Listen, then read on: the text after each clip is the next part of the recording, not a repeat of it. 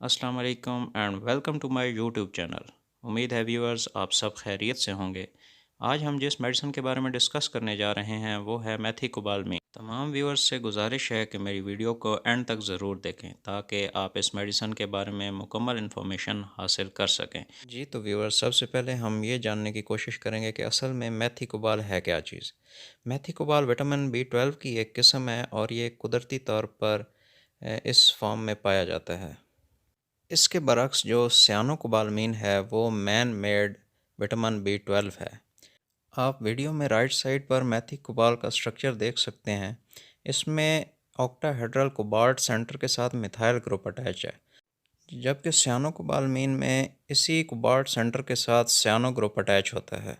क्योंकि इस वीडियो में हम मेथिकोबाल्मीन जो कि नेचुरली एक्टिंग विटामिन B12 है उसको डिस्कस कर रहे हैं, तो अब हम जानते हैं कि हमें कुदरती तौर पर विटामिन B12 किन किन अशिया में मिल जाता है। विटामिन B12 के नेचुरल सोर्सेज में सी फूड में फ़िश और क्रैब आ जाते हैं, आलमंड्स आ जाते हैं। इसके अलावा डेयरी प्रोडक्ट्स में मिल्क और चीज़ आ जाते हैं। इसके अलावा अंडे, चिकन और रेड मीट में ये कुदरती तौर पर पाया जाता है। तो इन चीज़ों को अपनी डाइट का हिस्सा बनाने से आप विटामिन B12 की डेफिशिएंसी को पूरा कर सकते हैं। मेथिकोबाल्मीन 3 टाइप्स की डोजेज फॉर्म्स में अवेलेबल है, यानी कि टैबलेट्स, इंजेक्शंस और सबलिंगुअल टैबलेट। मेथिकोबाल ओरल टैबलेट को पानी के साथ लिया जाता है, जबकि इंजेक्शंस को जो है इंट्रावीनस या इंट्रामस्कुलर रूट से इंजेक्ट किया जाता है। जबकि सबलिंगुअल टैबलेट को ज़ुबान के नीचे रखा जाता है, जहाँ पे वो डिज़ोल्व होने के बाद ब्लड में एब्जॉर्ब हो जाती है और अपना एक्शन बॉडी में परफॉर्म करती है। मेथिकोपाल 500 माइक्रोग्राम में अवेलेबल है। मार्केट में मेथिकोपाल के बहुत से ब्रांड्स अवेलेबल हैं, जिनमें Methycobal tablet injection by Hilton company, Mebal tablet injection by Sami company and Incobal tablet injection by Indus company, ये सर फहरिस्त हैं। तो अब हम जानेंगे कि मेथिकोबाल्मीन की हिस्ट्री क्या है और ये कैसे डिस्कवर हुआ दरअसल यूं के 18वीं सदी के वस्त में इंग्लैंड में परनीशियस अनीमिया के कुछ केसेस सामने आए। आपको बताता चलूं कि परनीशियस अनीमिया एक ऐसी बीमारी है जिसमें बॉडी में रेड ब्लड सेल बहुत कम मिकदार में प्रोड्यूस होते हैं और बॉडी को प्रॉपर ऑक्सीजन ना मिलने की वजह से मरीज़ जो है वो थकावट, सुस्ती और सांस फूलने की शिकायत करते हैं। 1926 में हार्वर्ड यूनिवर्सिटी की फिजिशियंस की एक टीम ने ये बात डिस्कवर की कि रोज़ाना हाफ पाउंड लिवर यानी कलेजी के इस्तेमाल करने से पर्नीशियस अनीमिया से बचा जा सकता है।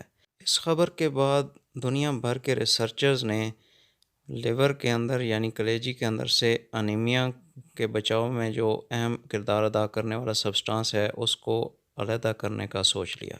वो सब्सटेंस और कुछ नहीं बल्कि मेथिकोबालामीन यानी विटामिन B12 ही था, जिसको फोकर्स और उसकी टीम ने 1947 में आइसोलेट कर लिया।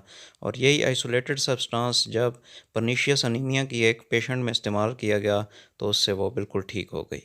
जी तो व्यूअर्स, अब हम जानेंगे कि मेथिकोबाल्मीन की इंडिकेशंस क्या हैं, यानी इसको किस मकसद के लिए इस्तेमाल किया जाता है। मेथिकोबाल्मीन पर्नीशियस अनीमिया के ट्रीटमेंट में इस्तेमाल होती है। जैसे कि हम पीछे भी डिस्कस कर चुके हैं कि पर्नीशियस अनीमिया एक ऐसी बीमारी है जिसमें जिस्म के अंदर रेड ब्लड सेल बहुत कम मिकदार में बनते हैं, जिसकी वजह विटामिन B12 की डेफिशिएंसी है।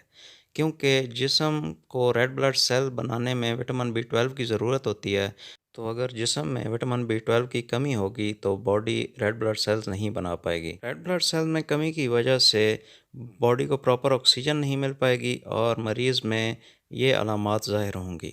वज़न में कमी, बहुत ज़्यादा थकावट हो जाना, जिस्म में कमज़ोरी महसूस करना, सांस का फूल जाना, नींद का ज़्यादा आना, धड़कन का बढ़ जाना और सुइयाँ चुभना वगैरह। बहुत ज़्यादा थकावट और जिस्म में कमज़ोरी की वजह से अक्सर लोग ये समझते हैं कि उनके पट्टे कमज़ोर हो गए हैं। हालांकि पर्नीशियस अनीमिया की वजह से उन मरीज़ों में ये अलामात ज़ाहिर हो रही होती हैं और विटामिन B12 यानी मेथिकोबालामीन के इस्तेमाल से ये अलामात दूर हो जाती हैं। इसलिए अक्सर हम सुनते रहते हैं कि मेथिकोबाल्मीन पट्ठों की ताकत के लिए इस्तेमाल होती है। मेथिकोबाल पर्नीशियस अनीमिया के अलावा पेरिफेरल न्यूरोपैथी में भी इस्तेमाल होती है। ब्रेन और स्पाइनल कॉर्ड के बाहर पेरिफेरल एरिया में एक या एक से ज़्यादा नर्व्स का डैमेज हो जाना पेरिफेरल न्यूरोपैथी कहलाता है। पेरिफेरल न्यूरोपैथी की अलामात में हाथों और पाँव में सुइयां चुभना, उनका सुन्न हो जाना, हाथों और पाँव में दर्द, पाँव के तलवों का जलना और तवाज़ुन में बिगाड़ वगैरह शामिल हैं। मैथिकोबाल न्यूरोनल लिपिड्स की सिंथेसिस और एक्सोनल नर्व्स की रीजनरेशन में अहम किरदार अदा करती है ताकि डैमेज नर्व्स रिपेयर होकर अपना फंक्शन नॉर्मली परफॉर्म कर सकें। तो व्यूअर्स, अब हम मैथिकोबाल मेन की डोज़ की बात करते हैं। तो टैबलेट के केस में जो यूजुअल अडल्ट डोज है वो है 1500 microgram daily in 3 divided doses, while in case of injection the recommended adult dose is 1 ampule a day 3 times a week। मैथिकोबाल main की डोज़ को पेशेंट की एज और उसके सिम्टम्स के अकॉर्डिंगली एडजस्ट किया जा सकता है। तो अब बात करते हैं मैथिकोबाल मेन के साइड इफ़ेक्ट्स की। तो इन केस ऑफ टैबलेट्स जो साइड इफ़ेक्ट्स हैं उनमें एनोरेक्सिया यानी भूख का ना लगना, नौज़िया यानी मतली होना, डायरिया और हाइपर सेंसिटिविटी यानी एलर्जी वगैरह हो जाना।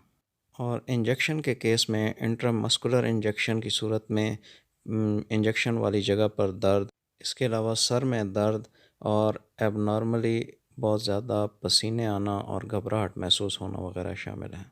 अगर हम स्टोरेज की बात करें तो मैथिकोबाल मीन टैबलेट या इंजेक्शंस को हम लाइट से, डायरेक्ट सनलाइट से प्रोटेक्ट करेंगे और इनको हमेशा 30 डिग्री सेल्सियस से बिलो टेम्परेचर पर स्टोर करेंगे। यही वजह है कि इंजेक्शंस को एलपीई पैक्स यानी कि light protective easy opening PACS में पैक किया जाता है ताकि इस्तेमाल के वक्त इनको आसानी से निकाल कर इस्तेमाल कर लिया जाए और ये लाइट से महफूज रहें।